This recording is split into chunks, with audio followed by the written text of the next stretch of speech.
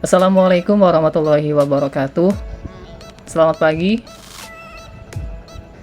Yang terhormat kepada Bapak Iqbal Zulfikar, IS, ST, MKom, MM, selaku dosen mata kuliah Etika Profesi Teknologi Informasi dan Komunikasi, dan juga kepada teman-teman informatika kelas 15 5B25. Semoga sekalian semuanya dalam keadaan sehat walafiat. Baik, kami di sini akan mempresentasikan hasil laporan dari kelompok kami ini, yaitu dengan judul Strategi Penegakan Hukum Terhadap Judi Online sebagai Bentuk Kejahatan Cyber. Sebelumnya, perkenalkan, saya Aldi Umara. Di sini saya ditugaskan sebagai moderator di presentasi kali ini. Adapun anggota kelompok kami, yaitu yang pertama ada Afif Fadlur Rahman dengan NIM 15220249, dan kedua yaitu saya sendiri Aldi Umara dengan NIM 15220176. Kemudian yang ketiga ada Ivan Layadi Firmansyah dengan NIM 15220184. Dan selanjutnya ada Latif Hidayatul Rahim dengan NIM 15220177. Dan yang terakhir ada Nurwitan Fakur Rahmat, yaitu dengan NIM 15220711. Adapun juga susunan dari pembahasan yang akan kami bahas di sini, yaitu yang pertama adalah pendahuluan, kemudian yang kedua ada kajian teori, dan yang ketiga ada hasil dan pembahasan, dan yang terakhir ada kesimpulan. Baik, langsung saja kita langsung ke pembahasan yang pertama, yaitu mengenai pendahuluan, dan nantinya akan dijelaskan oleh Afif Fadlur Rahman. Kepada Afif, dipersilahkan. Ya, di sini dengan saya Afif Fadlur Rahman, NIM 15220249. Di sini saya akan menjelaskan bagian pendahuluan. Nah, di perkembangan teknologi informasi dan komunikasi atau yang biasa disebut TIK telah memberikan dampak signifikan terhadap kehidupan manusia dengan kemudahan dan efisiensi yang ditawarkan, namun juga menimbulkan tantangan baru. Salah satunya adalah kejahatan cyber, termasuk perjudian online. Perjudian online menjadi masalah kompleks karena sifatnya yang lintas batas, sulit untuk dilacak, serta melibatkan berbagai pihak dari berbagai negara. Nah, di Indonesia, perjudian, termasuk perjudian online, itu dilarang oleh hukum melalui pasal 303 KUHP dan Undang-Undang Informasi dan Transaksi Elektronik atau yang biasa disebut UU ITE. Meskipun sudah ada regulasi yang melarangnya, praktik perjudian online tetap berkembang subur. Hal ini disebabkan oleh faktor seperti kemudahan akses internet, rendahnya literasi digital masyarakat, serta keterbatasan sumber daya dalam penegakan hukum.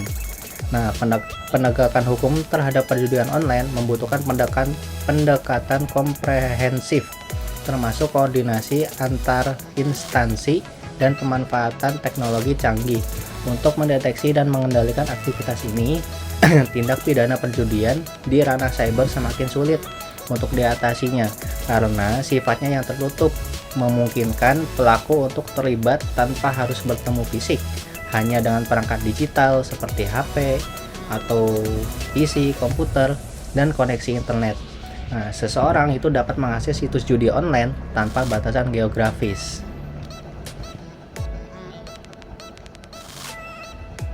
Nah, untuk selanjutnya kajian teori yang akan dijelaskan oleh Ivan Layadi Firmansyah. Untuk Ivan Layadi Firmansyah, dipersilahkan.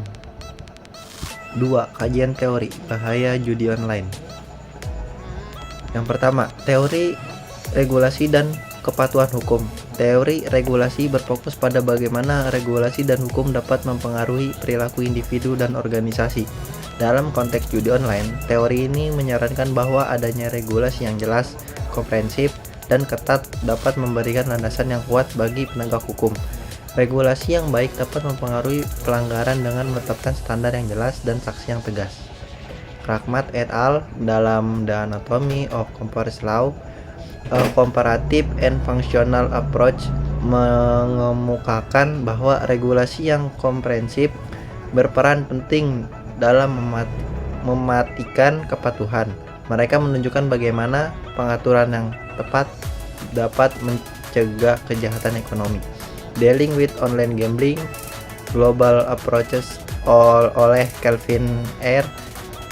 menunjukkan bahwa regulasi global yang jelas dalam perjudian online berfungsi sebagai alat pencegah dan membantu dalam penegak hukum yang lebih efektif. Yang kedua ada teori penegakan hukum dan efektivitas. Teori penegakan hukum mengkaji efektivitas tindakan penegak hukum dan berperan berbagai faktor seperti teknologi, sumber daya, dan koordinasi antar lembaga dalam meningkatkan efektivitas penegakan hukum. Penegakan hukum yang efektif memerlukan dukungan dari teknologi yang memadai dan kemampuan adaptasi terhadap perubahan. Harris dalam Policing and the Internet, an Empirical Study of a Crime menyebutkan bahwa penegak hukum yang berhasil memerlukan pemanfaatan teknologi dan kolaborasi antar lembaga untuk mendeteksi dan menindak kejahatan online. Yang ketiga ada teori teknologi dalam penegakan hukum. Teori teknologi berfokus pada penggunaan teknologi dalam penegakan hukum, termasuk alat-alat seperti analisis data, forensik digital, dan blockchain. Teknologi dapat meningkatkan efisiensi penegakan hukum dan mempermudah pelacakan pelaku kejahatan. Miller and McGloin dalam Digital Forensic and Technology in Crime Investigation, penguraian bagaimana teknologi forensik dan analisis data dapat meningkatkan kapasitas penegakan hukum dalam mendeteksi kejahatan online. Gottman and Andrew membahas aplikasi blockchain dalam meningkatkan transparansi dan keamanan transaksi yang relevan dan untuk perjudian online. Yang keempat ada teori pencegahan dan edukasi. Teori pencegahan dan edukasi menekankan pentingnya pendidikan dan pencegahan dalam mengurangi kejahatan. Edukasi masyarakat tentang risiko judi online dan pencegah dalam membantu mengurangi tingkat pelanggaran dan meningkatkan partisipasi masyarakat dalam upaya penegakan hukum. Griffiths dalam Gambling Addiction and Problem Gambling, Prevention and Treatment menunjukkan bagaimana pendidikan dan kampanye pencegahan dalam mengurangi prevalensi masalah perjudian. Haringan and Dixon mendiskusikan strategi pencegahan perjudian dan efektif dan bagaimana kampanye edukasi dapat membantu dalam mengatasi judi online ilegal. 3. Hasil dan pembahasan akan dijelaskan oleh teman saya Latif Hidayatur Rahim. Baik, saya Latif Hidayatur Rahim dengan NIM 15220177. Di sini saya akan menjelaskan hasil dan pembahasan. Maraknya judi online di Indonesia disebabkan oleh berbagai faktor, baik dari sisi teknologi, ekonomi, hingga sosial. Berikut adalah beberapa penyebab utamanya. Yang pertama, ada kemajuan teknologi dan akses internet. Penyebaran internet yang semakin luas di Indonesia ditambah dengan penetrasi smartphone membuat akses ke platform judi online semakin mudah. Banyak situs dan aplikasi judi online tersedia secara bebas, bahkan seringkali tidak terblokir. Yang kedua, ada kurangnya pengawasan dan regulasi efektif. Meskipun pemerintah Indonesia melarang judi, regulasi dan pengawasan terhadap aktivitas online seringkali kurang efektif. Situs judi sering berpindah server atau menggunakan domain baru untuk menghindari pemblokiran. Yang ketiga, daya tarik iklan dan promosi. Judi online banyak dipromosikan melalui media sosial, iklan digital, atau pesan pribadi yang menjanjikan keuntungan besar dalam waktu singkat. Ini menarik perhatian bagi orang, terutama yang sedang menghadapi kesulitan finansial. Yang keempat, ada minimnya edukasi dan kesadaran. Kurangnya pemahaman masyarakat tentang resiko dan konsekuensi judi, termasuk kerugian finansial dan dampak sosialnya, membuat judi online dianggap sebagai solusi cepat untuk menghasilkan uang. Efektivitas penegakan hukum terhadap tindakan pidana judi online dipengaruhi oleh beberapa faktor utama, yaitu regulasi hukum, pencegahan, dan edukasi, serta dukungan masyarakat. Berikut adalah penjelasan lebih rinci tentang ketiga aspek tersebut. Yang pertama ada regulasi hukum. Keberadaan regulasi yang jelas dan komprehensif sangat penting untuk menegakkan hukum terhadap perjudian online. Undang-undang yang tidak memadai atau ambigu bisa menghambat proses hukum terhadap pelaku judi online. Pasal 303 KUHP mengatur perjudian secara umum dengan ancaman pidana hingga 10 tahun atau denda sebesar 25 juta. Pasal 27 ayat 2 dan pasal 45 ayat 1 UU ITE mengatur tentang tindak pidana yang berkaitan dengan judi online dengan ancaman hukuman penjara paling lama 6 tahun dan denda hingga 1 miliar rupiah. Undang-Undang Nomor 7 Tahun 1974 juga menyatakan pelarangan pemberian izin terhadap perjudian. Yang kedua ada pencegahan dan edukasi. Misalnya, dengan melakukan kampanye edukasi yang menyeluruh dan dapat diakses oleh masyarakat, dapat meningkatkan pemahaman tentang resiko dan dampak negatif judi online ilegal. Informasi yang tepat dan mudah dipahami dapat membantu masyarakat mengidentifikasi praktik ilegal dan mendorong partisipasi mereka dalam upaya pencegahan. Edukasi masyarakat harus mencangkup promosi perilaku bertanggung jawab dalam berjudi online. Masyarakat perlu diberi paham tentang pentingnya mengontrol kegiatan perjudian, menetapkan batasan, dan mengenali tanda-tanda ketidaksehatan atau ketergantungan. Yang ketiga ada dukungan masyarakat. Dukungan masyarakat dapat dimobilisasikan melalui program-program pemberdayaan yang memberikan pengetahuan dan keterampilan kepada individu dan kelompok masyarakat. Pendidikan dan pelatihan dapat membantu masyarakat untuk mengenali, melaporkan aktivitas judi online ilegal. Baik, sekian penjelasan hasil pembahasan dari saya.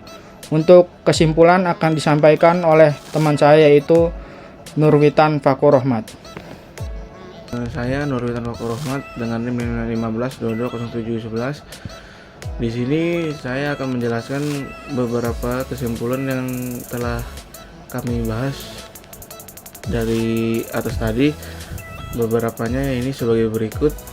Secara keseluruhan, efektivitas penegakan hukum terhadap tindak pidana judi online melibatkan serangkaian strategi yang mencakup aspek regulasi hukum, pencegahan dan edukasi, dan juga dukungan masyarakat. Dalam upaya penegakan hukum yang berhasil ini memerlukan pendekatan holistik yang mengintegrasikan berbagai elemen untuk mengatasi tantangan kompleks yang muncul dalam lingkungan digital. Regulasi hukum tersendiri yang tepat dan komprehensif memberikan dasar hukum yang kuat, sementara adaptabilitas terhadap perkembangan teknologi dan juga tren judi online menjadi kunci dalam menjaga referensi regulasi. Kerjasama dalam internasional menjadi esensial mengingat sifat transnasional dari kegiatan judi online dan juga penggunaan teknologi menjadi alat yang vital dalam identifikasi, penyelidikan, dan juga penindakan kasus. Pencegahan juga perlu menjadi fokus utama dengan edukasi masyarakat, pelatihan aparat penegak hukum, dan juga partisipasi aktif dari berbagai pihak sebagai bagian dari strategi holistik. Dukungan dari masyarakat melalui kesadaran, laporan, dan partisipasi dalam program dapat membantu dalam pencegahan menjadi elemen penting dalam menciptakan lingkungan yang tidak mendukung kegiatan judi online ilegal. Berikut tadi kesimpulan yang bisa kami sampaikan mengenai apa yang telah kami bahas mengenai penegakan hukum dan juga tindak pidana dalam judi online. Sekian, dan terima kasih. Demikian dari kelompok kami ini. Bila ada salah kata atau penjelasan yang kurang jelas, mohon dimaafkan. Terima kasih atas perhatiannya. Sekian, terima kasih. Wassalamualaikum warahmatullahi wabarakatuh.